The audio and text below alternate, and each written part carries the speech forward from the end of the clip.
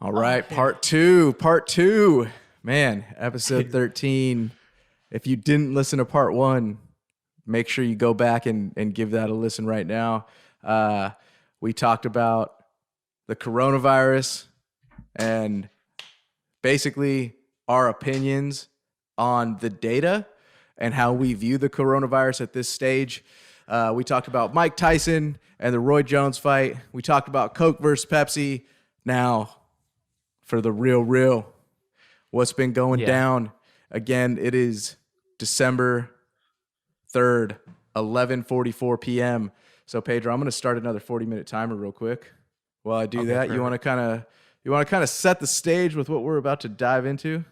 Yes. Okay. So here's what's really happening. I want to be very clear with you guys because we have a nice contrast here to go for. Remember in 2016 when we had an allegation that it was a Russian collusion in order for Donald Trump to get, in office, and our whole election system had been abused by foreign assets, and we had been manipulated into this new president? Well, there's a big missing chunk there. You didn't see, like in the background, how I going on a bunch of hearings of people coming forward, signing affidavits, which if they lied on would send them to jail or, they'd be indicted somehow. You didn't see that. You just saw a whole bunch of people make up whatever. We had no real witnesses come forward, and we were given a report at the end that said, yeah, we investigated thoroughly. We found nothing, right? The clear difference here is in this election is we have no ambiguity. I think what's happening right now is the friend of the left is ambiguity. Our friend on the right is clarity.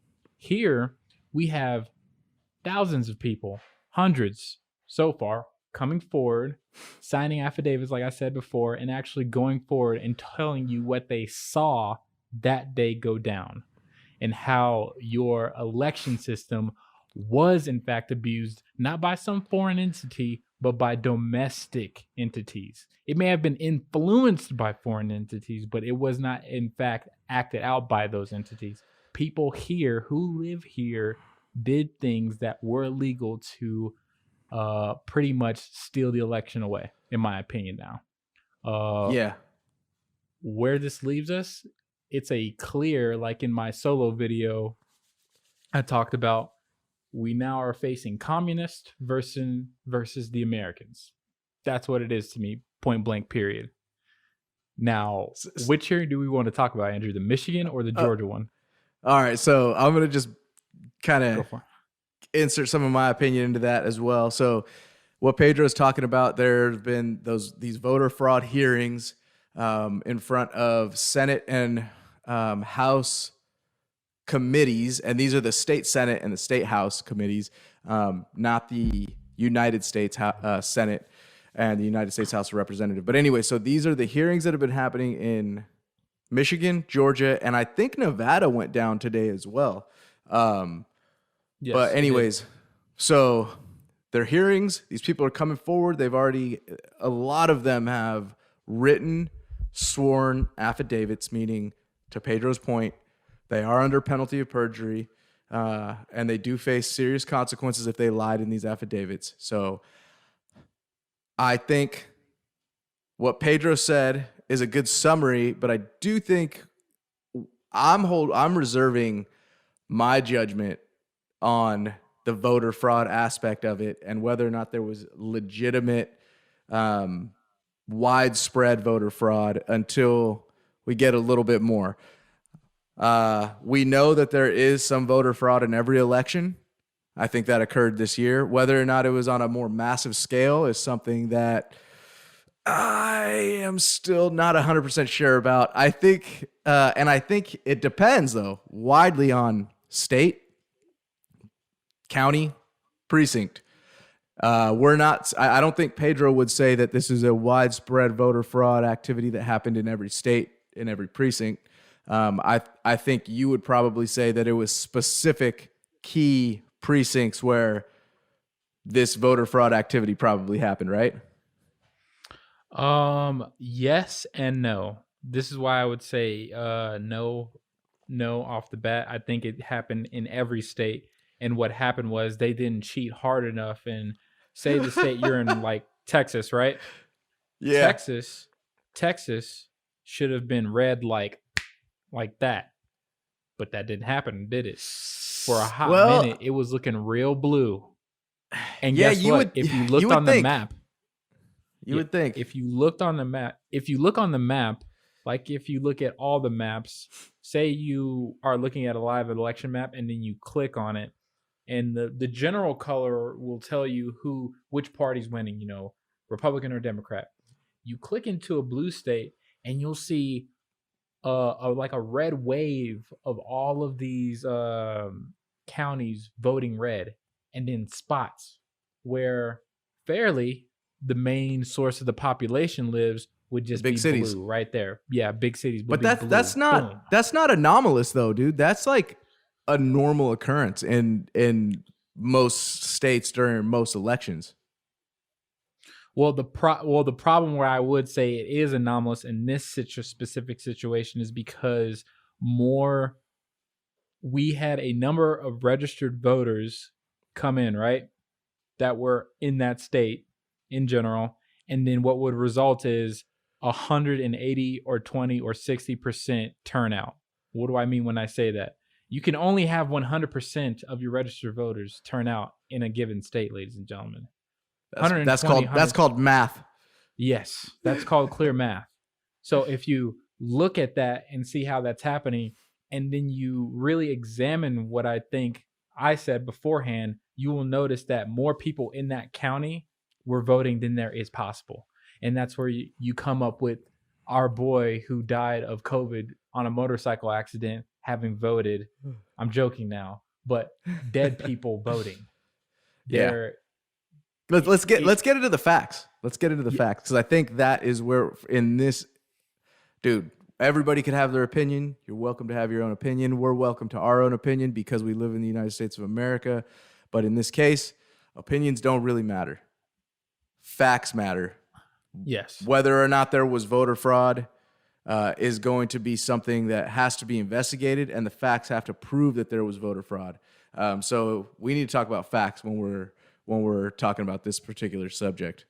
Yes. I think when we talk about most subjects, let's hit the facts, but we, in a lot of cases, we're giving our subjective opinion on a lot of things.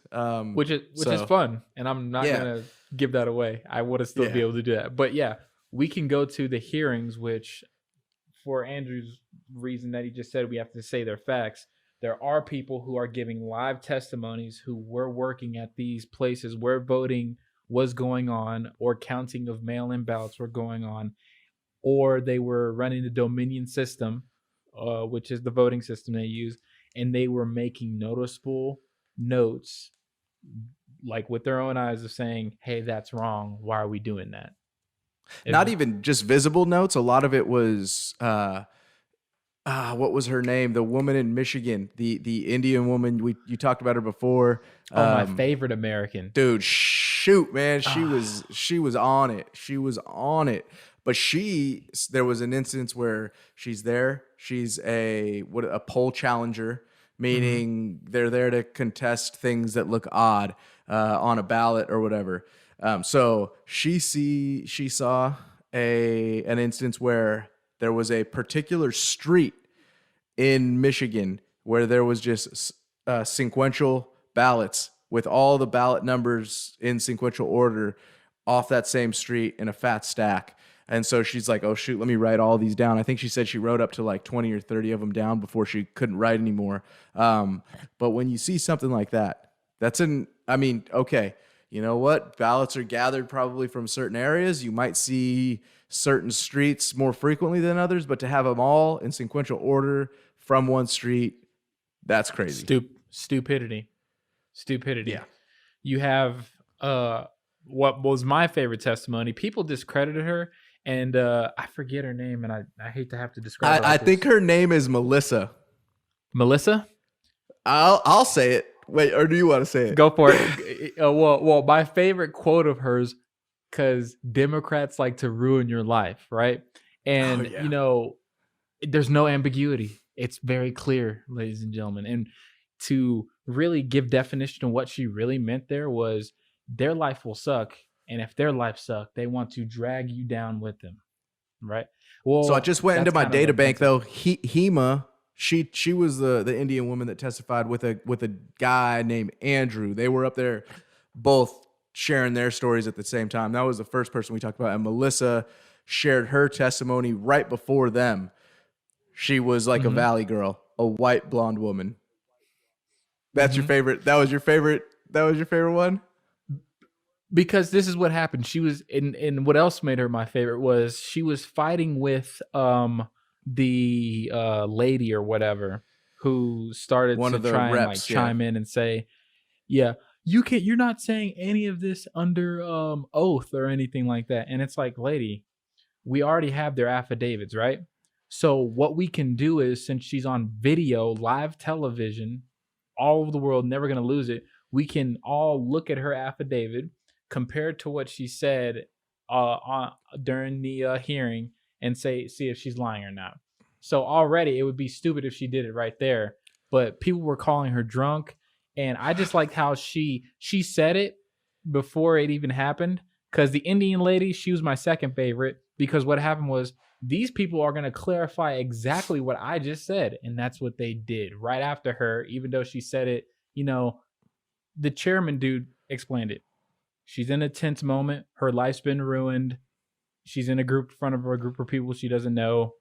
She's not going to speak well. She's not a public speaker. But the Indian Yeah. lady cleared it all up. She said she said it better, but she said the same things this chick was saying. Much better, much better. Hema was well spoken. Her thoughts came out with, like, I would say, full clarity. Whereas Melissa, I mean, dude, she was combative. There wasn't a lot of clarity. I mean, okay, so she got her point across, but it wasn't like crystal clear. It was like, wait, what? Like, Yeah. can you say that again? Can you explain what you mean by that? Whereas Hema was just like crystal clear, was able to articulate really well. Mm-hmm. And man, she is a business owner. Talking about Hema, it's funny. Both of them were in IT. They're like, Melissa was an IT freelancer. Hema was a business owner, owns an IT firm. She said she was one of the fastest 500 growing small business, or fastest 500 growing companies in the country. I don't know what category that is, but man, so this woman is like a baller. On it. And she's up there giving testimony, man. Like, it was on point, dude. And she was, in my opinion, like, very unbiased. Obviously, she was a GOP voter, so she was a registered Republican, but she's from India. Like, she came to this country, and she talked a little bit about that. And man, she was a great witness. So on a broad level, I listened to I think like 80 or 90% of the Michigan hearings. I listened to probably 70% of Georgia. I didn't listen to Nevada. I couldn't, man. I was like, I'm freaking done. Like, I cannot listen to more hearings. But in what I heard, the facts that were released, it seems like Michigan actually did have voter fraud occur. Georgia, in my opinion, of what I heard from the facts, does not seem like there was voter fraud that occurred. And You didn't one see the thing, video? what's that? You didn't see when the lawyer was giving testimony on the video on the screen, and she was showing everything going on, and then the people were still counting ballots and bringing out random suitcases? I She didn't was see giving the that. screen. That must have been part of the 30% that I didn't see. But That was in Georgia, my friend. Okay, so I was just gonna say Michigan and their voter laws seem to be much more lax than Georgia in its voter laws. A male, and I don't know, maybe I watched the Senate hearing and that was in the House hearing. I'm not really sure, but because most of the time there's two hearings, one with the Senate, one with the House. Like, Michigan had two hearings on back-to-back days. But anyways, in Georgia, they require voter ID when you go to vote. They require signature matchups if you're going to send a mail-in ballot. Whereas Michigan, and I'm not 100% sure who's right or what in this situation, but one of the people that testified, another Indian woman that is an immigrant to this country, seemed very, very genuine. She said that she was asking people for their IDs when they came in to vote, which to me seemed totally normal. One of the guys questioning her, one of the representatives, said that you don't need voter. He was like, "Don't you know that you don't need voter ID to vote in the state of Michigan?" Like, I've never taken my ID or had to show my ID when I go to vote. And I was like, "What?" Like, that just seems dumb, dude. If that's true, if that's true and you can go vote without showing who you are, to me, that seems crazy. The justification they will give that because I'm a keyboard warrior and I've listened to, YouTube debates that, people will give from the left. They'll say that requiring voter ID is somehow racist or an oppression tactic, which don't even try and follow the logic. It makes no sense. You'll get nowhere. I mean, is it racist to ask for ID when you buy alcohol? No, you're trying to find out if someone is legitimate age to purchase what they're trying to purchase. Like, that's crazy. But okay, go ahead, and then I'll share my favorite witness and some of the hardcore. I was going to ask for your favorite witness. Okay. No, I was just going to ask for your favorite witness. Go for it. Yeah, hit it. All right, so Colonel Phil Waldron. This guy is apparently he is a cyber warfare guy. So he's in IT, cybersecurity. He does like penetration testing and a bunch of things in cybersecurity. He's also what seems to be a statistician where he had, okay, Pedro's going to walk off. I'll break this down for you, what Colonel Waldron gave us during his testimony. So him and a team have been basically looking into voter fraud and manipulation since 2018 and those elections. He's been looking at the vulnerabilities in the software since August, and they examined all of the Michigan voter data immediately after the election. So some of the things that they found, he focused on a few different key areas, statistical anomalies that are just crazy that occurred in Michigan, impossibilities from a mathematical standpoint of how fast the machines can process ballots in a certain time frame. He also talked about voters that were dead that voted, and he had some actual data on that. He talked about Dominion, the company, who they are, their machines, the technical capabilities of their machines, and how they can be infiltrated or hacked, if you will.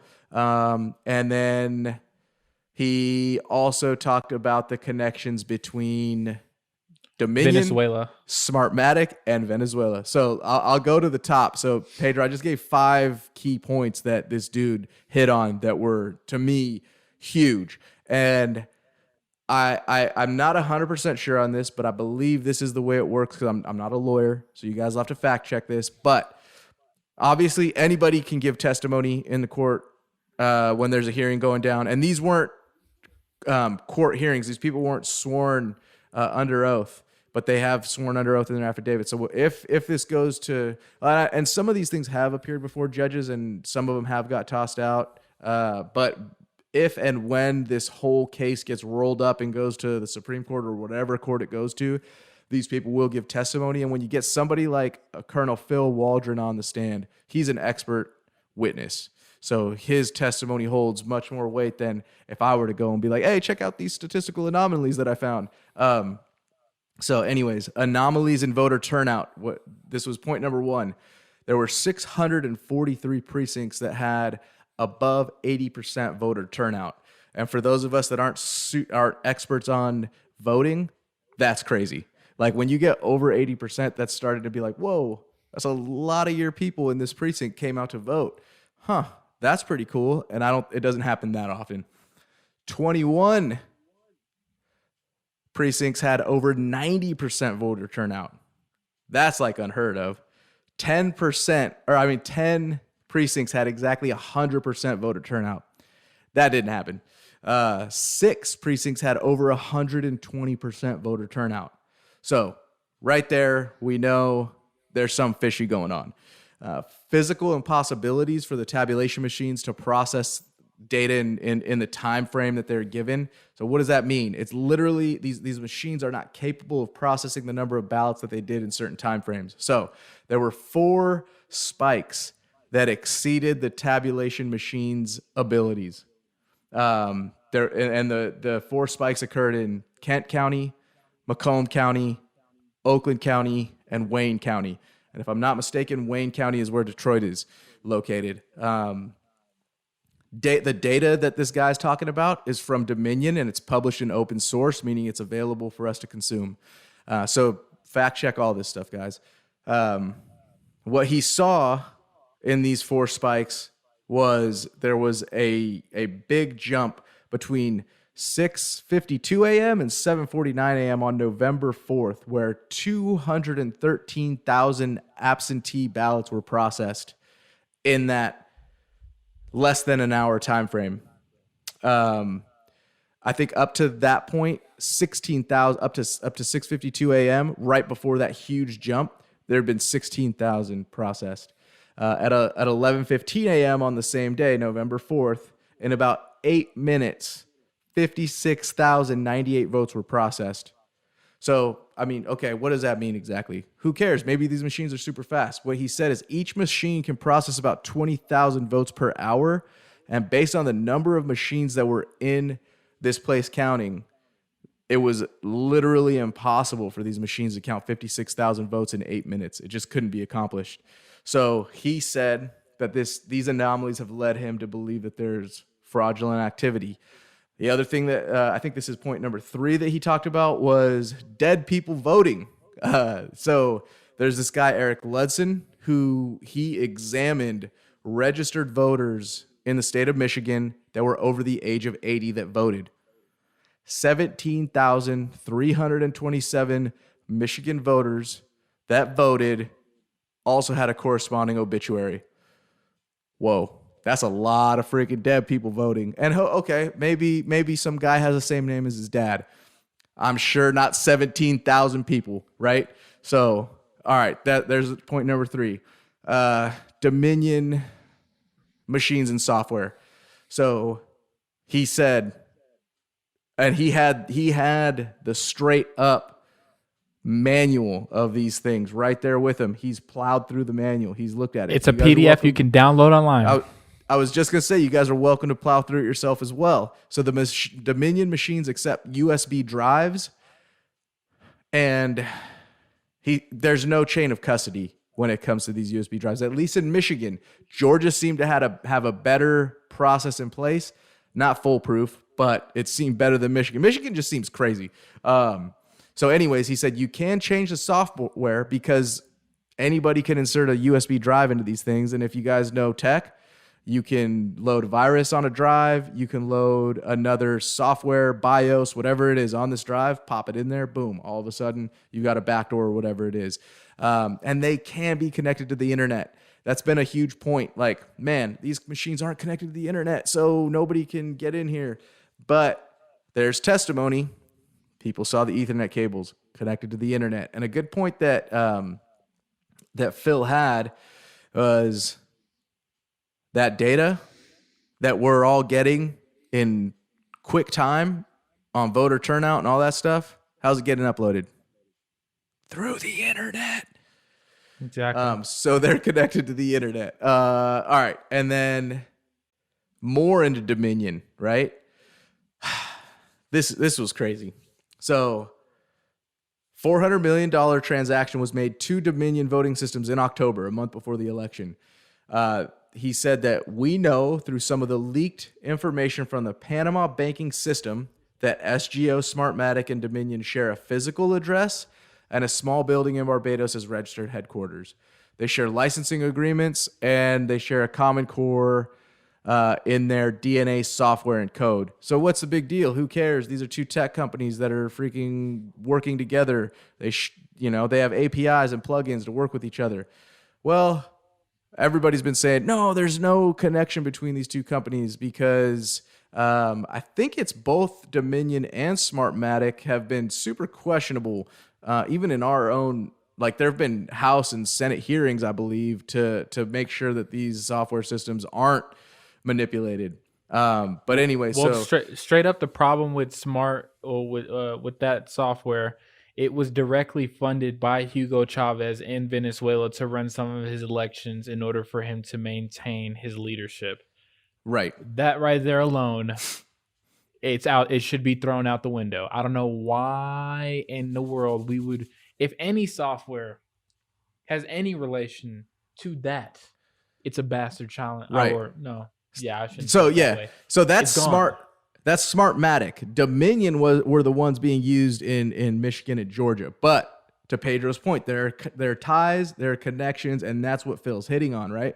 And so one of the claims that the media has been saying has been completely unsubstantiated is the fact that this software can be manipulated so that mass tabulations or mass votes can be shifted or changed or added or whatever it is.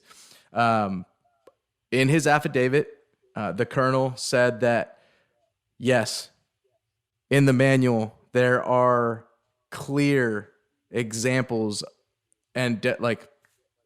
clear examples of how changes can be made, how adjustments can be made. He said, if a team of individuals had a maligned purpose, this would be the tool that I would want to use if I was going to manipulate an election. And again, this is an expert witness. So he's not just some random guy saying this stuff. And to Pedro's point about the ties to Smartmatic and Venezuela and Hugo Chavez. So this is what he said. He said, Smartmatic was designed and developed in Venezuela, which can be fact checked. I went on their website. It's hard to find, but their founders are from Venezuela and all that stuff. They kind of bury their origins and their ties to Venezuela pretty well. They do have a like a timeline of the company, but when it comes to reporting where they're located, all that stuff, it's a little bit like of a shell game. But anyways, so Hugo Chavez was a president, and he invested, in quotes, I believe 28% of the money to fund Smartmatic. That's what the colonel said. And his reason for funding was to control the elections. He personally, talking about the colonel, he personally debriefed the son of a Cuban intel officer who was at dinner with two of Hugo Chavez's relatives when Maduro's election was in question. And this is what they said. They told the Cuban intel officer, don't worry, the election is guaranteed. Our father invested the money to start SGO. That was a quote from the colonel. So he's personally debriefed people who have firsthand knowledge of Hugo Chavez and his meddling in the elections over there in Venezuela. And then he also hit on the ties between Dominion and Smartmatic. So basically, long story short, Smartmatic sold off a piece of their business in the past. Dominion got it, and they share some code. So these softwares are very closely linked. They also, again, share a physical location in Barbados. So they are way more closely linked than is visible on the surface. So this guy, to me, was a witness that was like, dang, he's killing it with a bunch of data points, a bunch of statistics, and a bunch of analysis. And one other thing that he pointed out that was crazy, in Pennsylvania, he said that there was a truck driver who also has a signed affidavit that delivered a truckload of, so towards the end of his questioning, basically his point that he made at the end, and he was going to wrap up, but then each committee member got a chance to ask questions, so he got to go into deeper detail. So they're asking him these questions, and he's going into deeper and deeper detail on how he believes that the voter fraud was committed.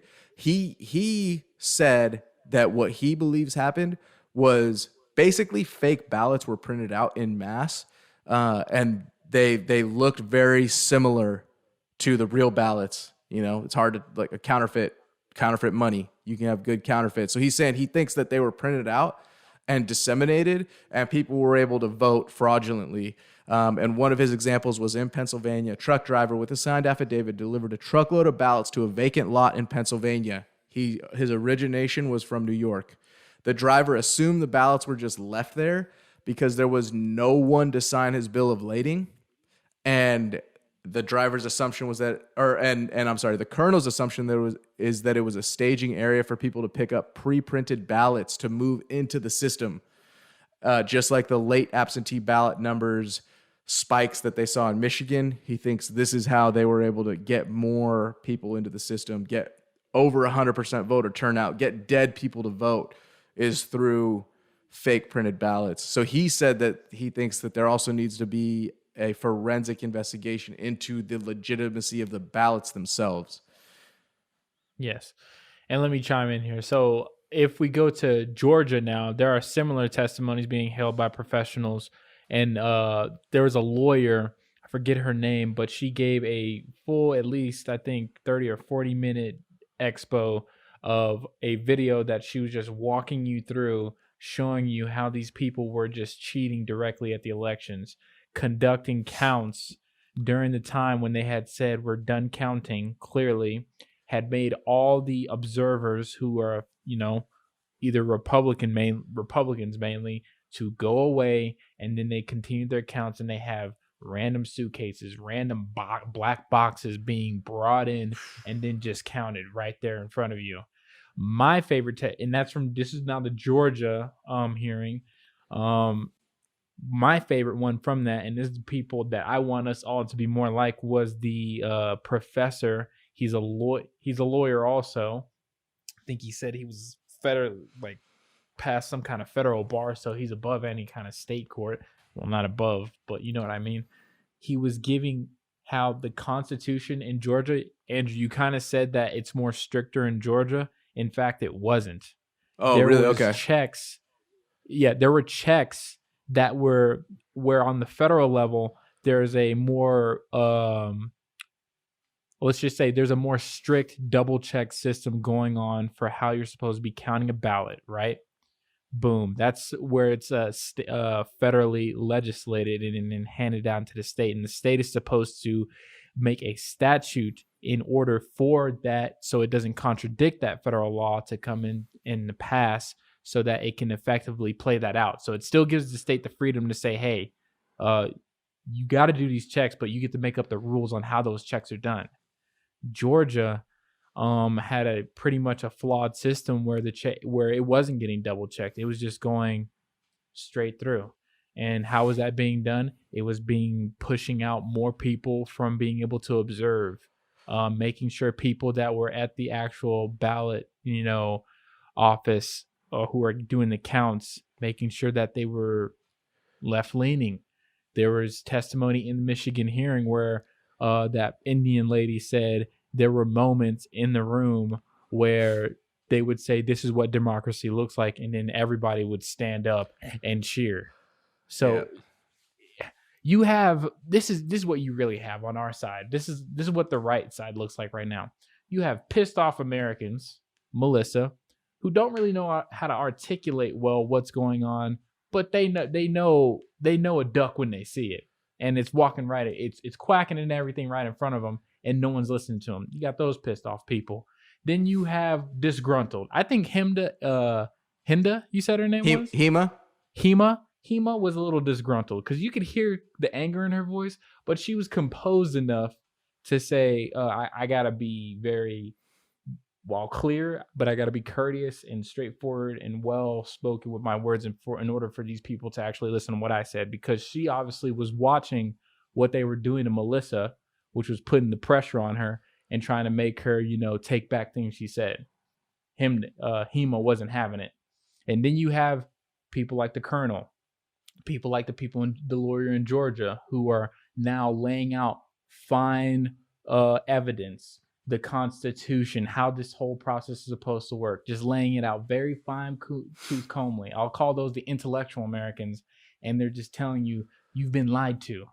And what's happening is Zach I was supposed to ask some questions to Zach, because remember, Zach before we started this recording said he didn't know anything about what was going on.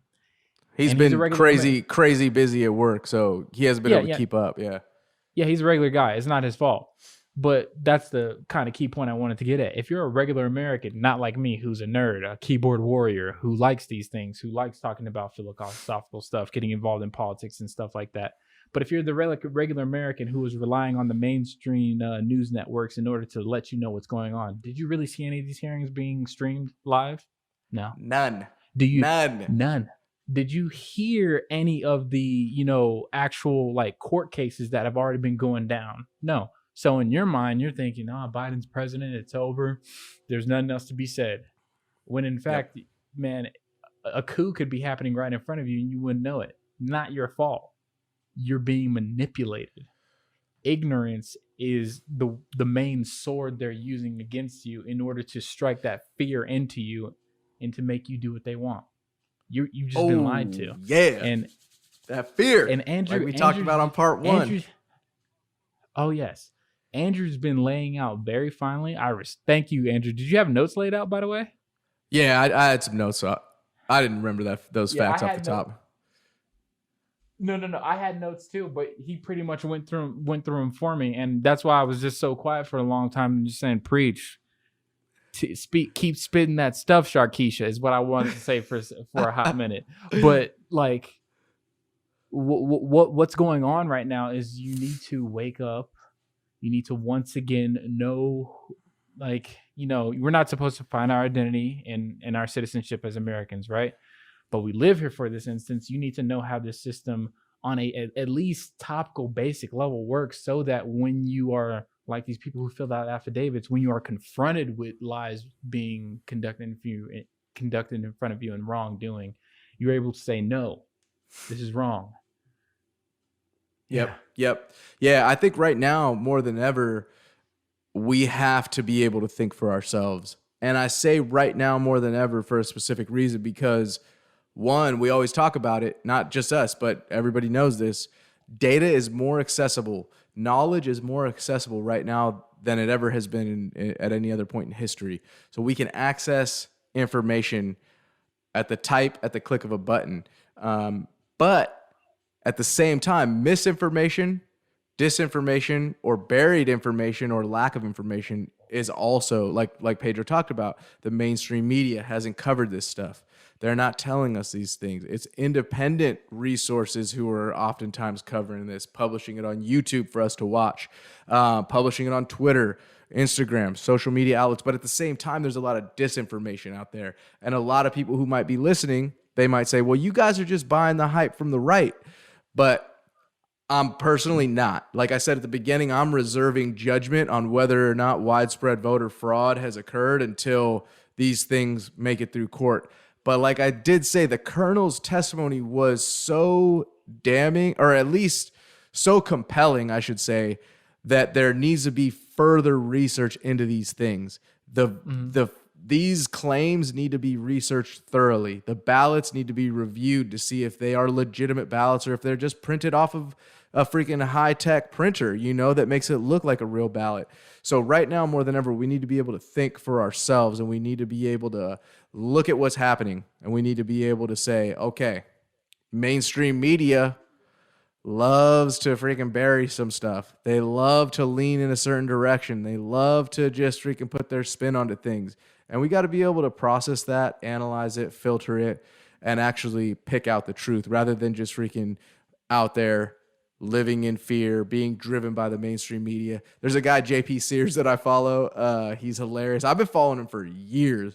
When his videos were like more about ayahuasca and jokes about spirituality than they are now. So it's been a long time, and he's blown up. But he has a video. It's released this week. The Elitists Who Control You is the title, and he's completely satirical. So if you haven't seen it before, it's hilarious, but it's so true.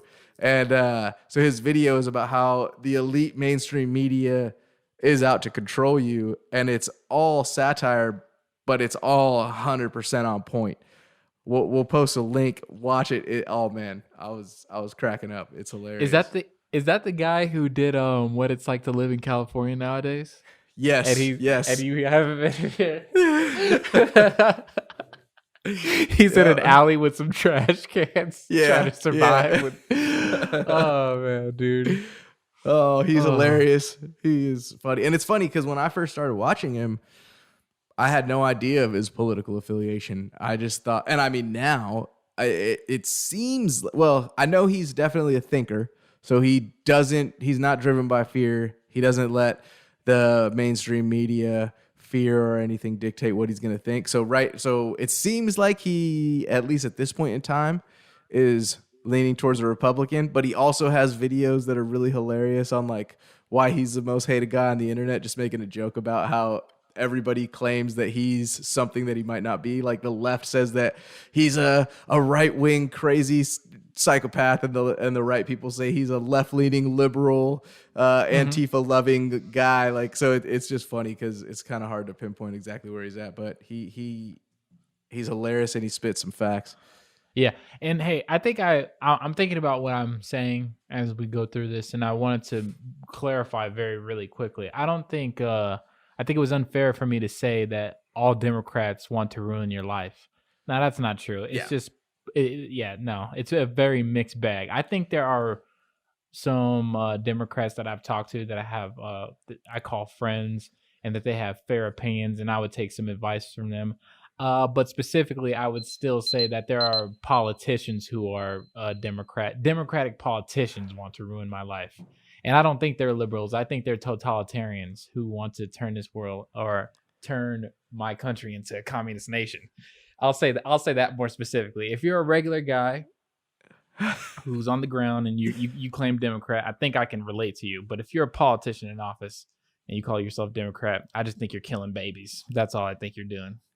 Yeah, I don't evaluate people based on their political affiliation. That is not something that I'm really worried about, you know. But so we hit the time limit. We should be respectful. This was part 2. Again, if you haven't listened to part 1, go ahead and listen to it, dude. It was fast. Yeah, this recording this week went by quick. It's December, Pedro. I'm gonna call this one the Coup. The year's almost over. It's crazy. Yeah, I really don't want the boog to start. I really don't. I want to chill out. I really hope it just stays calm and, you know, Trump gets reelected into office. I really don't want to have to call. I don't want to have to do the whole Curious Biden. Oh no, is that how I pronounce it? Or Biden is Lord or something. I don't want to have to do that. And I feel like that's what they're going towards. I don't think that'll happen regardless of the outcome.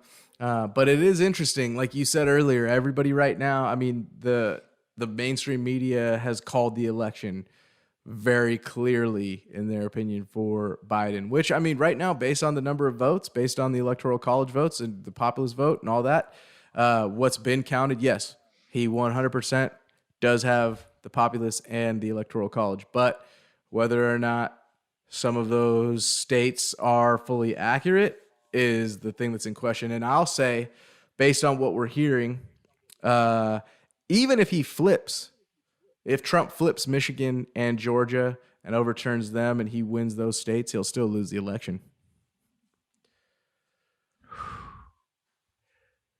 Keep fighting for your country. Don't just give up. Please do not give up. I'm just saying. I want us all to just, like, to the death, show up with a sword, metaphorically speaking, not literally. Mentally, just be there with a sword in your mind, being like, I'm not giving up until the bitter end, which is when is the inaugurational speech? I think it's January 20th. Let's see. 20. Let's double check it real quick. January 20th, Wednesday. That is the day. Okay.